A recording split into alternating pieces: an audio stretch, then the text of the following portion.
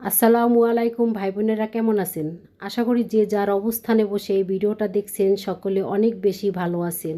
আলহামদুলিল্লাহ, আমরাও বেশ ভালোই আছি। আশা করি আজকের ভিডিওটা আপনাদের কাছে অনেক ভালো লাগবে। আজকে ইফতারের জন্য বানিয়ে নিলাম নান সাথে কাঠি কাবাব। খাবারটা দেখতে যতটা লোভনীয়, খেতে কিন্তু তার চেয়ে অনেক বেশি মজা ছিল। বাসায় যদি এত সুন্দর করে বানানো যায় তাহলে কেন আমরা দোকান থেকে কিনে খাবো। কাঠি কাবাবের জন্য মুরগির মাংসটাকে এভাবে আমি লম্বা করে কেটে নিয়েছি। এখানে মুরগির বুকের মাংসটা নিয়েছি। কাবাবের জন্য এখানে বেরেস্তা আর টক দইটাকে পেস্ট বানিয়ে নিব। পেঁয়াজ বেরেস্তা আর টক দইয়ের মিশ্রণে কাবাবের স্বাদ দ্বিগুণ বেড়ে যাবে।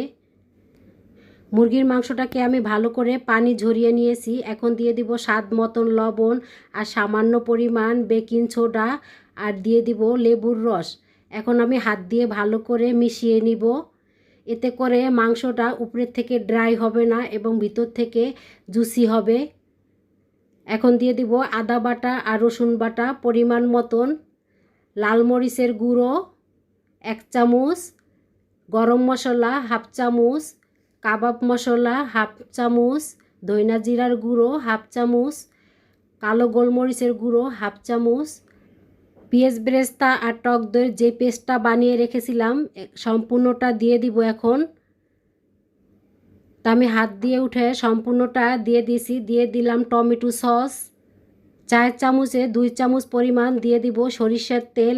অবশ্যই এই তেলটা দেওয়ার চেষ্টা করবেন, এতে করে কিন্তু স্বাদটা দ্বিগুণ বেড়ে যাবে। এখন আমি হাত দিয়ে ভালো করে মিশিয়ে নিচ্ছি। মশলার সাথে মাংসটাকে ভালো করে মিশিয়ে নিতে হবে। তা মিশানো হয়ে গেছে। এখন এই পর্যায়ে দিয়ে দিব আমি অল্প পরিমাণ জর্দা রং। আর এই জর্দা রংটা দেওয়া সম্পূর্ণ অপশনাল, কারণ আমরা যখন বাইরে থেকে কাবাবটা কিনে খাই ওরা কিন্তু সব সময় এই জর্দা রংটা দেয়, এতে করে কালারটা খুব সুন্দর আসে। তাই আমিও এই জর্দা রংটা দিয়ে দিলাম। এখন আমি ম্যারিনেট করা মাংসটাকে 1 ঘন্টার মতন রেস্টে রেখে দিব। তাই রেস্টে রেখে দিয়ে এখন আমি নানের জন্য এখানে দিয়ে দিলাম একটা ডিম আর টক দই দিয়ে দিছি 1/2 কাপ পরিমাণ। তা ভালো করে ডিম আর টক দইটাকে ফেটে নিয়েছি। এখন দিয়ে দিব ইস্ট। এখানে আমি 1.5 চামচ পরিমাণ ইস্ট দিয়ে দিলাম। ইস্ট দেওয়ার পরে লিকুইড কুসুম গরম দুধ দিয়ে দিয়েছি। সেই ভিডিওটা স্কিপ হয়ে গেছে, দুঃখিত। এখন দিয়ে দিব আমি এখানে 2.5 কাপ পরিমাণ ময়দা, দিয়ে দিব স্বাদ মতন লবণ আর সাথে দিব 2 চামচ পরিমাণ চিনি। এখন আমি সফট একটা ডো বানিয়ে নিব। তা আমি হাত দিয়ে ভালো করে মতে নিব ভালো করে। ভিডিওর এই পর্যায়ে এসে যে সকল ভাই বোনেরা ধৈর্য সহকারে ভিডিওটা দেখছেন কিন্তু একটা লাইক দিতে ভুলে গেছেন, প্লিজ ভাই বোনেরা একটা লাইক দিয়ে পুরো ভিডিওটা দেখার অনুরোধ রইল। তা আমি 3-4 মিনিটের মতন এভাবে হাত দিয়ে ভালো করে মতে নিয়েছি। এতে করে নান রুটিটা অনেক সফট হবে। তা ভালো করে মতা হয়ে গেছে। এখন আমি রেস্টে রেখে দিব। তা আধা ঘন্টার মতন আমি রেস্টে রেখে দিব। কাঠি কাবাব বানানোর জন্য কাঠিগুলোকে আমি ভিজিয়ে রাখবো। তা কাঠিগুলোকে আমি আধা ঘন্টার মতন ভিজিয়ে রেখেছি। এখন আমি কাঠি কাবাবগুলো বানিয়ে নিব। কাবাবটা কিভাবে বানাচ্ছি, আমরা যেভাবে খাতা সিলাই ঠিক সেইভাবে কাবাবটাকে কাঠির ভিতর ভরে নিচ্ছি।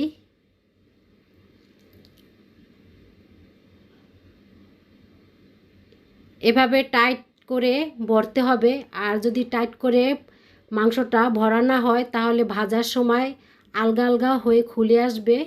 তাই আপনারা সব সময় এভাবে টাইট করে বানানোর চেষ্টা করবেন। 6 পিস কাঠি কাবাব হয়েছে। এখন কাবাবগুলো ভেজে নিব। তাই আমি ফ্রাই প্যানে সরিষার তেল দিয়ে দিলাম পরিমাণ মতন, কারণ তেলের পরিমাণটা অল্প দিলেই হবে, এখানে তেলের পরিমাণটা বেশি দেওয়ার দরকার নেই। তা আমি অল্প করেই তেলটা দিয়েছি আর একটা একটা করে কাঠি কাবাবগুলো সাজিয়ে বসিয়ে দিয়েছি। তবে একটা কথা, কাঠি কাবাবগুলো ভাজার সময় প্রথমে যখন ফ্রাই প্যানে দেওয়া হবে তখন কিন্তু চুলার আঁচটা একদম বাড়িয়ে দিতে হবে, কারণ মাংস থেকে পানি বের হবে আর চুলার আঁচটা বাড়ানো থাকলে পানিগুলো টেনে যাবে। আর এখানে যেহেতু বেকিং সোডা দিয়েছি এজন্য মাংসটা অল্পতেই সিদ্ধ হয়ে যাবে, বেশি টাইম নিয়ে ভাজার দরকার নেই। তাই আমি এভাবে উল্টাইয়া পাল্টাইয়া কাবাবগুলো ভালো করে ভেজে নিচ্ছি, সব সাইডে জানি একটা দাগ বসে যায়, কারণ একটা পোড়া পোড়া ভাব আসলে কাবাবটা খেতে ভালো লাগবে। তা কাবাবগুলো ভাজা হয়ে গেছে, এখন আমি একটা একটা করে উঠাইয়া নিচ্ছি। কাবাব আর নান বানাতে কিন্তু বেশি টাকা খরচ হয় না, কিন্তু বাইরে থেকে কিনে খেতে গেলে এখানে কিন্তু অনেক টাকারই খাবার। ডোটাকে আধা ঘন্টা রেস্টে রেখে দিয়েছিলাম, মাশাল্লাহ দেখেন এখানে কত ফুলে গেছে। এটা সম্পূর্ণ ভালো করে মতার কারণে, কারণ ভালো করে যদি ডোটাকে মতা হয় তাহলে খুব তাড়াতাড়ি এভাবে ফুলে উঠে, আর ফুলার কারণে কিন্তু নানটাও অনেক সফট হয়। বলের থেকে ডোটাকে আমি রুটি বানানোর ফিরাতে নিব, ছুরি দিয়ে দুটা ভাগ করে নিব। তো এইভাবে আমি মাঝখান থেকে কেটে দিলাম।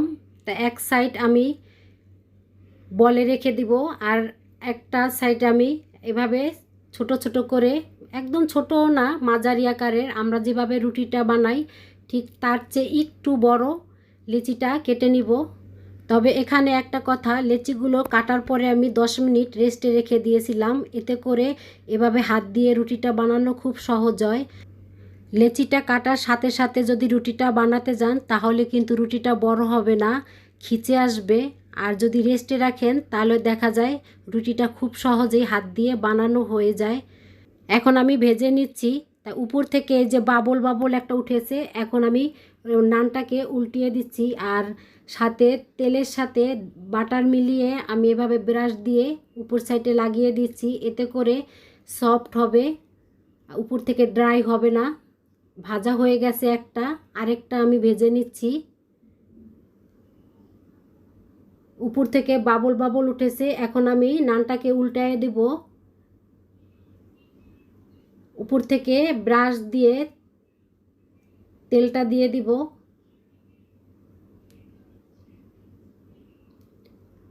আর এভাবে আমি সব নানগুলো ভেজে নিয়েছি।